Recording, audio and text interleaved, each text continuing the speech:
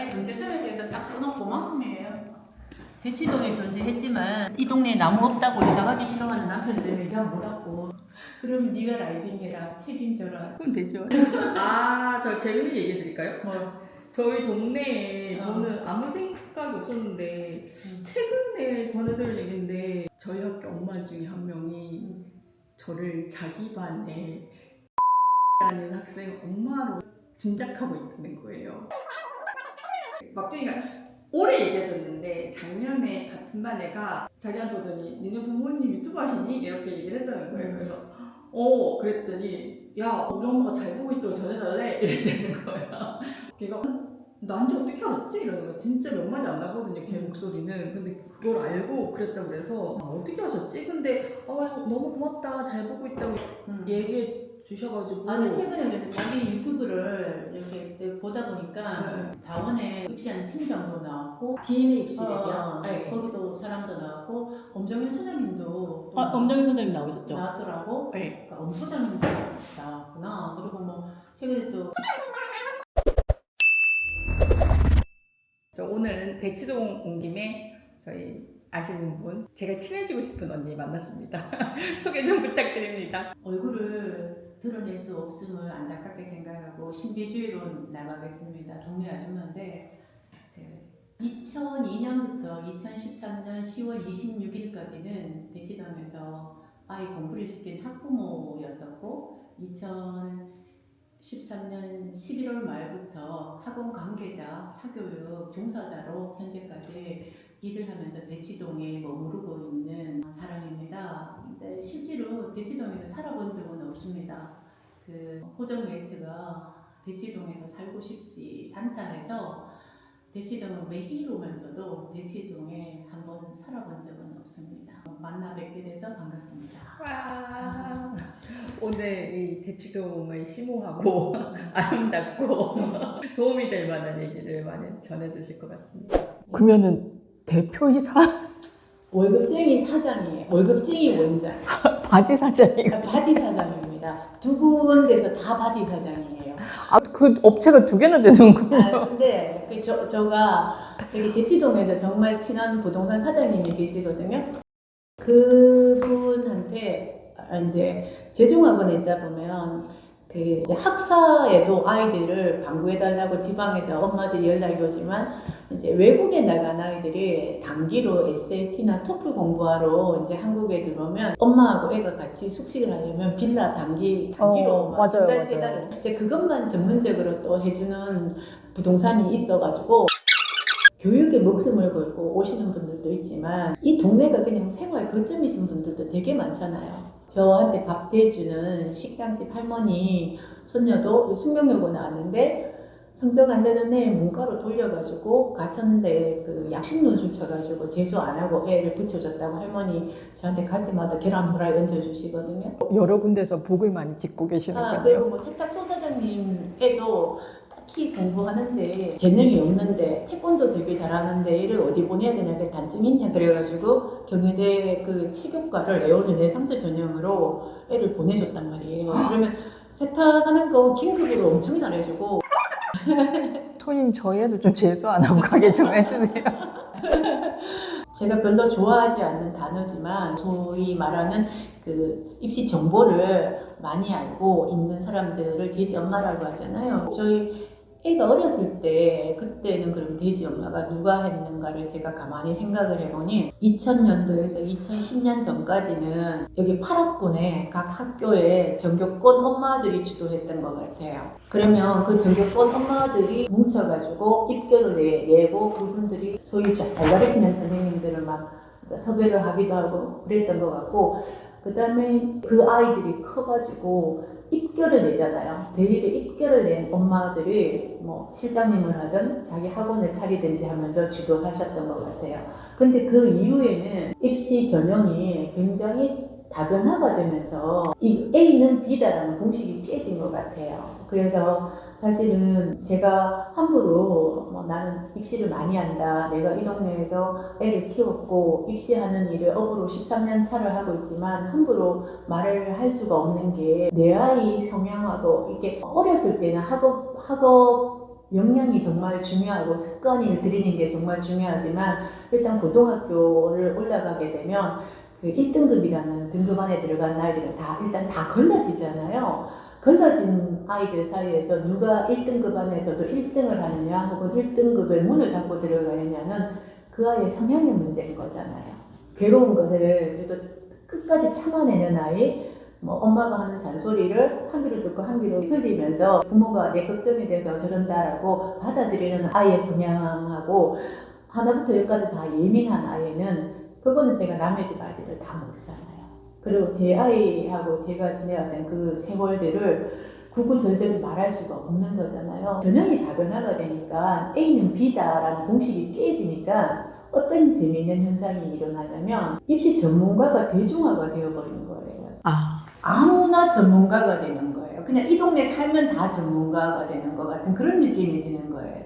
그 과거에는 그래도 입시를 끝낸 엄마들이 그 책도 쓰고 혹은 이런 경우에는 이렇게 하는 게 맞아라는 게 통용이 됐는데 지금은 그분들 중에서도 그냥 나는 우리 애가 입시가 끝났으니까 조용히 나의 일상으로 돌아간다 하시는 분들이 한 80%고 한 15% 같은 경우에 학원을 차리시거나 학원에서 근무를 계속 하시는데 한 5% 안쪽에 계신 분들이 그것을 자기 사업 컨텐츠로 갖고 가서 전문가 양성을 하는 그런 것들을 하시더라고요. 꽤 비중이 높네요, 5%면. 네, 그리고 그 5%의 사람들이 코로나 이후에 이 SNS가 활발해지면서 자기 사업 아이템으로 블로그 포스팅을 하든지 쇼츠를 찍든지 유튜브를 하든지 아니면 다른 사람들하고 품앗이를 해가지고 그 인플루언서가 되고 그냥 여기에서 산다는 그 이유 하나, 옆에서 자기는 애를 키운다는 이유 하나만 가지고 이미 이 동네 교육 전문가로 활동들을 하시더라고요. 입시가 안 끝났는데. 안 끝난 지금 현재 진행형인데. 뭔 말인지 알겠어요. 그리고 그들이 전문가 행세를 하는 그 대상은 어린 친구들인 거죠. 애기를 키우는 네. 엄마들인 거예요. 이게 입시를 한 바퀴 다 돌아보지 않으면 진짜 모를 수밖에 없는 것들이 정말 너무 많은데 네. 아직 과정에 그리고 시작도 안 한 그 과정에서 벌써 내가 다 해본 것처럼 그 나이 또래의 자녀를 키우는 것 치고는 참 많이 해봤겠지만 그럼에도 불구하고 아직 너무 많이 남았는데 다른 사람을 지도한다는 거는 좀 힘들 수도 있겠죠. 구체적으로 누구라고 말하면은 전 모르겠어요, 누군지. 아니, 이 동네 잘 몰라. 대치동 컨셉으로 유튜브도 찍고 뭐 모임도 하고 하시는 분들 되게 많아요. 진짜 많아요. 그런데 그분들이 애기들이 아직도 현재 진행형 중이거든요. 그런데 그렇게 위험한 것을 해도 될까? 애기들이 혹시 굉장히 잘하는 거 아닐까요? 이건 제 농담인데요. 만약에 저는 그 애기가 만약에 이 동네에서 고등학교에서 1등급에 들어간다거나 혹은 전교권을 찍었다 그러면 대치동 1등급에 공부를 오더라고. 그것도 컨텐츠로 해가지고 아마 팔았을걸요?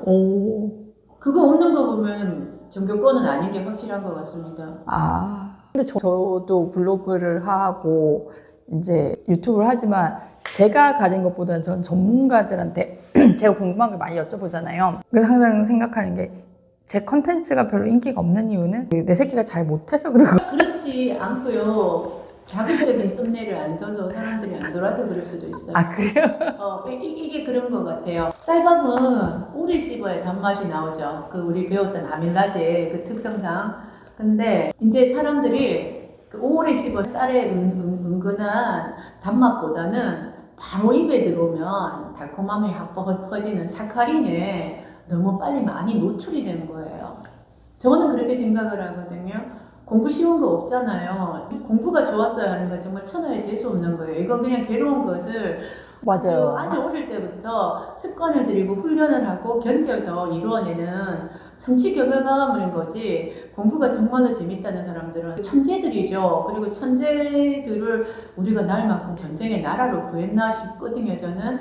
그래서 반복 학습이고 습관 들여서 만들어내는 아이들인 거고 그 과정이 집집마다 지붕이 왜 있을까요? 그 지붕 없으면요 이 동네가 엄마하고 애하고 고함 지르는 소리로 아마 시끄러워서 죽을 겁니다. 집에 뚜껑 다 덮고 살아서 다 견딘다고 생각해요. 저희가 이제 재수 안 하고 학교를 갔기 때문에 이런 이야기를 하면 뭐 똑똑했던 아이고 뭐 다 성공했으니까 제가 그런다 하는데 제가 10년 동안 흘린 눈물은 양재천만큼 흘렸을걸요. 제 주장이 그거예요. 중간에 진짜 많이 울더라도 끝에 꼭 웃자. 네. 정말 너무 힘들지만 진짜 끝엔 꼭 우리 구독자님들하고 저하고 다 웃고 싶다. 근데 간혹가다 딴지 거시는 분 계세요. 아, 자식이 뭐 얼마나 공부를 잘하길래 엄마가 이렇게 떨고 있냐. 막 우리 공부 못하는데 공부 못하는 엄마는 떨 자격도 없는 거냐? 이런 생각 들거든요.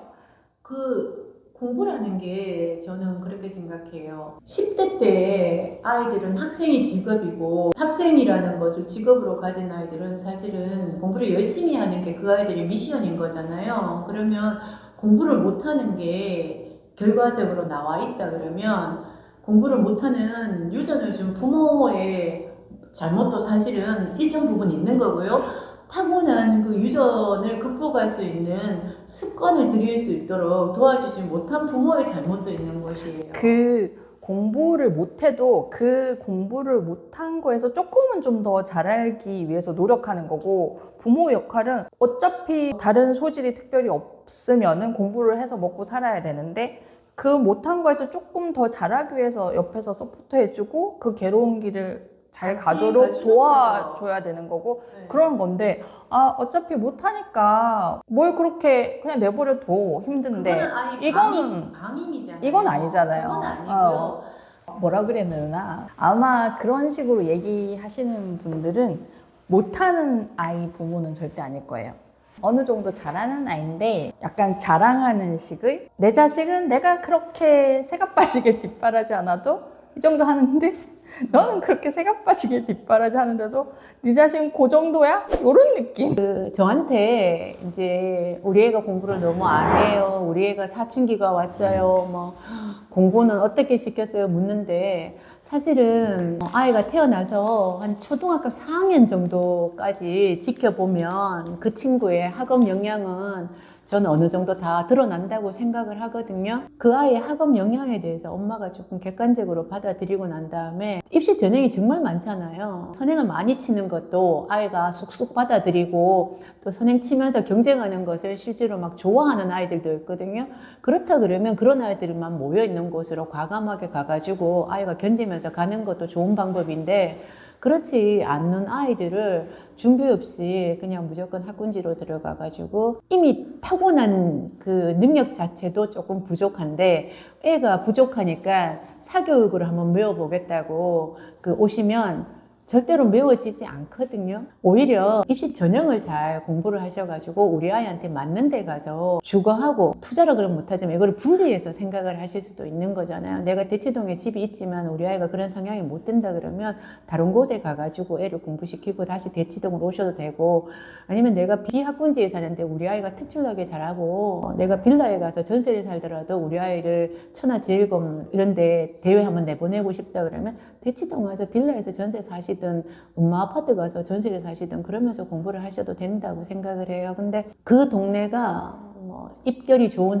동네고 모든 것이 다 갖춰져 있는 동네라서 일단 가겠다라는 건 전 되게 말리는 게, 제가 이제 후배들한테 말을 하는 거지만 강남 신세계백화점이나 압구정동에 있는 현대백화점에 명품들 정말 많은데 그 백화점에 갈 수는 있어도 내 맘대로 물건 다 살 수 있냐고.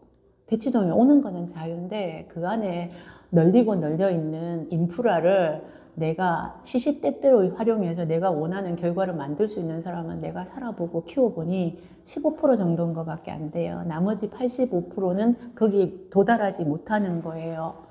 그랬을 때 돈도 많고 애도 잘하면 여기가 정답이 맞습니다. 그런데 그렇지 않았을 때 저는 제 후배들한테는 그러지 말라고 그럽니다. 사실 그렇잖아요. 대원외고 나와서 성균관대 갔다 서강대 갔다 그러면 어디 가서 말 못하잖아요. 그리고 서울 영재고 나와서 서울대나 카이스트 못 가고 연대공대 갔다 그러면 어디 가서 말하기 좀 그렇잖아요. 근데 동네 일반계 고등학교에서 한양대만 가도 축하받는데 굳이 이 동네에서 축하받지도 못하는 그 입결을 만들기 위해서 10년 넘는 세월 동안 돈을 쓰고 모두가 다 같이 공부하는 그 분위기 넣는다 그러는데, 모두가 학원을 다 같이 다니는 거지 모두가 다 공부하는 분위기 절대 아닙니다.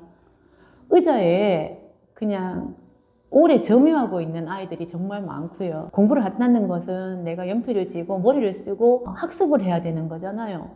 그냥 학원에 가야 친구들이 있고 독서실에 가야 친구들이 있고 거기에 가 있어야 내 마음이 편하기 때문에 가 있는 아이들이 반 이상이에요. 저는 그거는 사실은 양육자의 입장으로 저는 반대하거든요. 아까 처음에 말했던 그 세탁소나 식당 하시는 분들은 원래 이 동네 살다 보니까 이 동네에 살았던 아이들이 경기고등학교도 가고 숙명여고도 갔는데 입시 전형도 모르는 생활형 부모님을 가지고 있고 얘 자체도 그렇게 유별나게 이 동네에서 공부를 안 했기 때문에 그냥 성적이 그렇게 나온 거예요.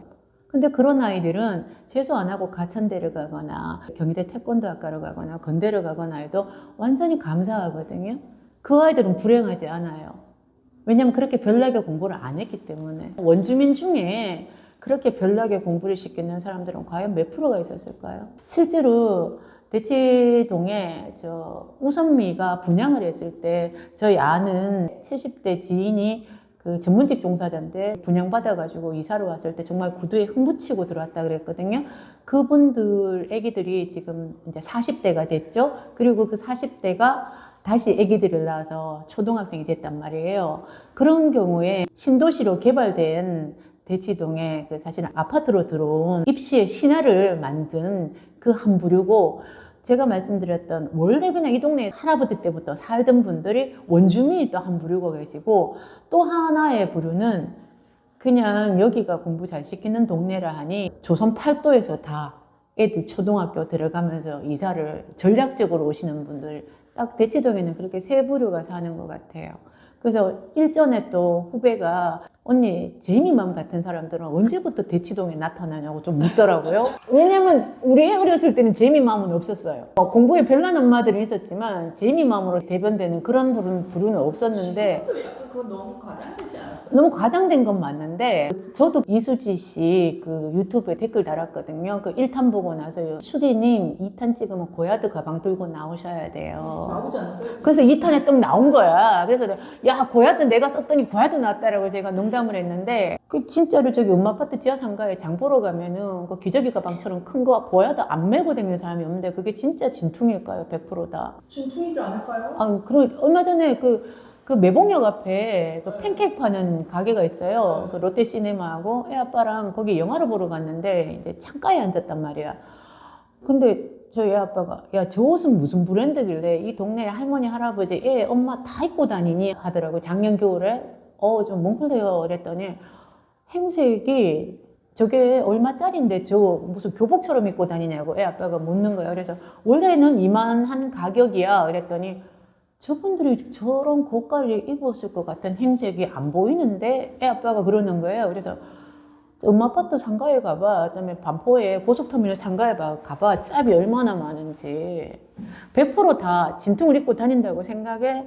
나 타워팰리스 사는 학부형들하고 차 모임 가면 자기들도 에르메스 가짜 스레빠 신고 다닌다고 나한테 이야기 다 해. 그럴 바에는 나처럼 아예 그런 거 안 하고 다니는 게 더 당당한 거 아니냐고 저는 저희 애아빠하고 이야기 하거든요. 자기 취향이죠 뭐. 취향인데 그것도 개그의 콘텐츠로 하나 그분이 이야기를 한 거고 그냥 개그는 개그일 뿐이지 뭐 그거 가지고 알고 할 필요도 없잖아요. 근데 그걸 보고 나서 수지나 분당에 사는 후배들이 진짜로 저런 엄마들이 있냐 언제부터 저런 사람들이 나타났냐 또 그러는 거야. 그래서 저런 엄마들이 중고등학교 올라가면 없다고. 중고등학교 올라가면 성적으로 다 애들 그냥 대치동에서는 인격을 이야기하지 않고 성적으로 다 이야기하기 때문에 애 성적이 안 좋으면 아무리 명품을 거쳐도 저렇게 못한다고. 다 저거 유치원 때 하는 행동들이고 유치원 엄마들 중에 저런 엄마들은 있는데 저런 엄마들이 언제부터 나타났냐 이렇게 가만히 생각해 보니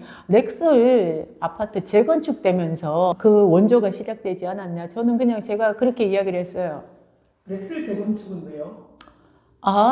거기가 5,000세대가 넘어가잖아요. 그러다 보니 여기에 원조로 친정이 우선미고 그 조기 유학을 갔거나 아니면 아버지 엄마의 도움으로 이제 상위권 대학을 잘 가서 전문직 종사가 된 40대 원조 대치 키즈들은 타워팰리스나 아니면 친정 엄마 집 근처에 이제 살면서 연어처럼 돌아와서 아기들을 다시 케어를 맡기는데, 렉스리 세대수가 워낙 많다 보니까 20평대도 있고 30평대도 있잖아요. 그것을 사서 이사 들어오는 사람도 있고 전세로 이사 들어온 사람도 있고 원래부터 살던 사람들하고 이주 들어와가지고 살던 사람들이 굉장히 많이 믹스된 대표적인 아파트가 렉스리인 거예요. 그러니까 20대에서 30대 젊은 엄마들이, 애기 어린 엄마들이 엄마가 전세에 잘 안 살려 그러죠. 엄마 전세는 대체로 초등 고학년이나 아니면 중등 때 전략적으로 입시를 위해서 와가지고 몸테크하는 엄마들이 있는 거잖아요. 저 주변에 지인 중에 서초동에 멀쩡한 자가 두고 애기들 데리고 와서, 지금은 안 그런데 그때는 대청중학교가 정말로 대치동의 끝판왕이었을 때가 있었거든요. 중학교 때로. 그 집 애기가 우리 애보다 3살 어린데 대치초, 대청중, 희문고 라인을 탄다고 저 우선미에 와서 40평대 전세에 살면서 학원비를 쓴 거야. 그 아빠가 외벌이를 하니까. 그러다가 이제 전세 보증금 올려달라 그러는데 학원비는 계속 들어가니까 우선미에서 여기 산대부고 옆에 삼성아파트로 같은 평수로 또 이사를 갔어. 그러니까 학원비 써먹었잖아. 까먹은 만큼 이제 전세 비용 빼가지고 이사를 갔는데, 이제 돈이 제일 많이 들어가. 애들 나이가 3살 터울이니 희문고를 6년을 다녀서 그 엄마가.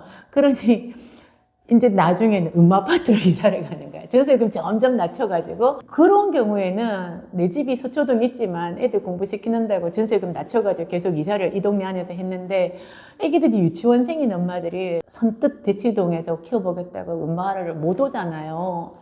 그러니까 그런 엄마들이 이제 가장 진입을 많이 했던 데가 렉스리였던 것 같아요. 렉스리 20평대, 30평대도 있으니까. 아닐 수도 있지만 제가 여기에서 20년 가깝게 지켜보면서 소위 말하는 그런 아기들을 가지고 전전긍긍하는 엄마들이 그때부터 나타나지 않았나.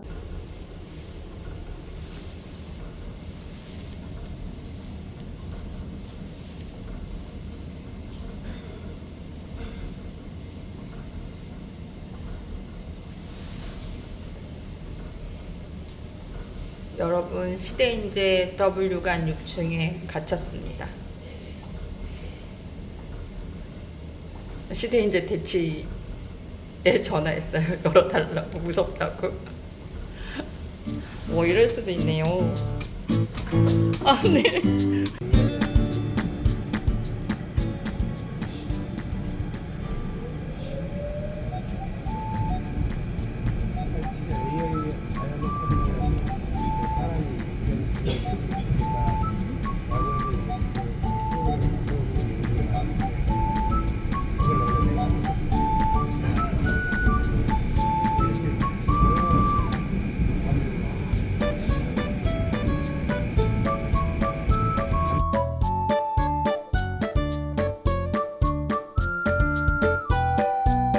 파이팅!